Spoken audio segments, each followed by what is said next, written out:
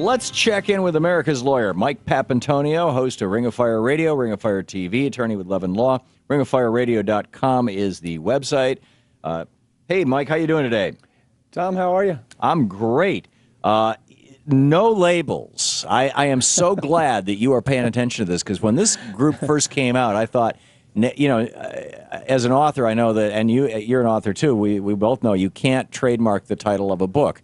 And Naomi Klein wrote this book, No Label, back years ago, that was just a brilliant, kind of declaration against corporate suck-upism and logos and everything. Or maybe it was no logo. I forget. But in any case, it just seemed to me like these guys were trying to rip off that kind of good vibe, good feeling. Who are these people? Well, it's interesting to know where this all originated. For Mark McKinnon, for example, you've heard Mark McKinnon. He was the advisor for both Bush, and he was McCain's campaign advisor. There's several slices to this story, Tom. One slice is that if you're Republican nowadays, you certainly would love to change your name. And so McKinnon and a whole host of Republican candidates, Republican operatives, all the way to Michael Bloomberg, mayor of New York, decided that the brand of Republican was hurting so badly that when you use the term Republican, all those ugly images and those ugly notions of what Republican stands for came to mind. So you had McKinnon, and you had some other, they want to say it's bipartisan, but if you look at the Democrats who were involved in this, I mean, my God, Joe Manchin from West Virginia, he's a senator from West Virginia. He's hardly a Democrat. I mean, to call him a Democrat is almost dark humor. But so they came out and they said, gee whiz, we have people like Joe Manchin, we have other Democrats who are also part of this fraud. It is an absolute, utter fraud. It's a vehicle for, really, when you take a look at it, look at their success since 2010 in doing anything, in having any effect on gridlock, having any meaningful effect within the Beltway is zero. And that's not me talking, that's everybody who's looked at where did the money go, what did it really mean.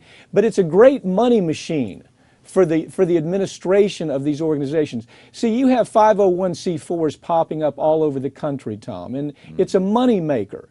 If you give rich donors a reason to give money, and you say, we're the newest thing in politics, well, they collected $12 million. Look at the money went to paying the people who put the thing together. I mean, the administrative costs are overwhelming. But this whole process of no label is a political fraud. And unfortunately, you have people out there that are buying into it. It's driven hugely by Wall Street, the very few Wall Street Democrats, or a Democrat the caliber of Joe Manchin, who would love to say he's a Republican. Yeah, well, and West Virginia is one of those kind of anomalous states where the conservatives have convinced people to vote against their best interests, but they still want to call themselves Democrats. So you get Demopublicans like Joe Manchin. One of the other stories that kind of goes along with this that got a lot of play a few weeks back was how many of these conservative 501c3s, 501c4s, these nonprofit groups, where we're supporting them, we're subsidizing them with our tax dollars, that are out there raising money, everything from Sarah Palin's groups to others, to many of these right-wing anti-abortion groups, pro-gun groups, and a lot of these single-issue groups, but also some of the ones that are just, help us stop President Obama from being a dictator. They take 60, 70, 80, 90% of the money, and they just pay it to the guy who's the head CEO. That's really what it is. It's a vehicle for some cat that says, I don't have enough income right now. I used to work on this political campaign, but no, I'm no longer relevant. I used to work for Time Magazine, but Time Magazine is no longer relevant. Newsweek Magazine is no longer relevant. I don't get any money there. So what they say, well, let me subsidize my living. As a matter of fact, if you look at the person who started this with Mark McKinnon, she was a Wall Street operative. I mean, her name is Jacobson, Nancy Jacobson, huge Wall Street operative that was the source for Wall Street. She was the contact person to get Wall Street to give money to Democrats. And the money they gave to Democrats were actually the Democrats who were willing to vote Republican. But the dark humor to all of this is they say, we're here to end gridlock. Now, I want you to think about this next point. I think it's just remarkable when you start understanding. We're here to end gridlock. The money they've given to candidates, one candidate, for example, is a Republican his name was Cory Gardner, Tom. He had one of the highest ratings as a conservative in the entire 2013 congressional process. Conservatives love this guy.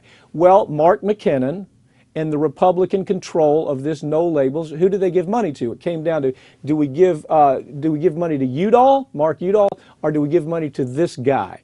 And they decided to give it to this right-wing, I mean way ultra-right-wing gridlock guy who, by the way, right after they gave him the money, you know the first thing he did? No. He turns around and he votes to shut down the government by not approving a budget. Amazing. So, I mean, the thing that's the most bothersome about this is these people are appearing on corporate media as if they're legitimate. Right. As if they really are going to accomplish something, and when you look at accomplishments, it's zero. The biggest accomplishment is they've made a lot of money for themselves. They've paid themselves a lot of money. Yeah, and they're appearing as if they're nonpartisan, as if they represent some sort of American nonpartisan consensus, when in fact they are highly partisan.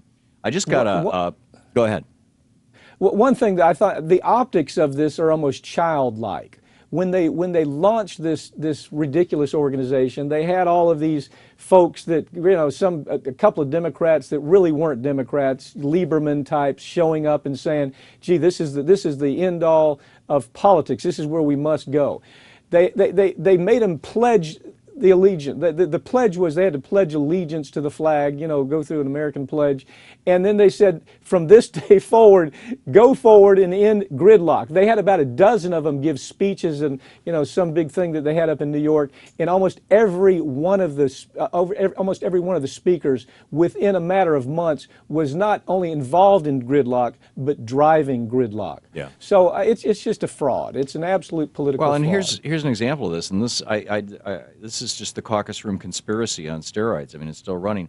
Debbie Stabenow just sent out a press release. You know, a couple days ago, this Bring Jobs Home Act, the 93 senators voted to bring this thing forward. It would end the tax deduction for moving your business overseas, but it would keep the tax deduction for bringing your business back and add a 20% tax credit for that. So it'd bring jobs home. Seems like a good idea. Yeah, it's a very good idea. 93 senators voted for it. Today, it was brought up for a final vote, and it was filibustered by the Republicans. Yeah. Well, if your brand, Tom, like I say when I started, if your brand is so ugly, if it's a brand that's disappearing, if you're becoming the new Whig Party, then you have to do something. And Mark McKinnon came out of the McCain campaign. He saw how Americans had turned against the GOP. He took it on the chin. He did a horrible job with McCain's campaign to begin with, but he was also an advisor for George Bush, did a terrible job there. And so all of a sudden, what do? You run away from this thing called GOP, and you have this thing called no labels. Right, right. And you know, they're hoping that we'll buy it. Well, mainstream media will buy it. You're right. Which means that a lot of Americans will buy it, and they'll just think, and then you know, come the election time, they'll pull this thing out, and that's a mess. Anyhow, Mike Papantonio, America's Lawyer. Check it out, ringofireradio.com, the website for both Ring of Fire Radio and their weekend show, Ring of Fire, on Free Speech TV. Thanks, Pap. Thank you, John. We'll be back.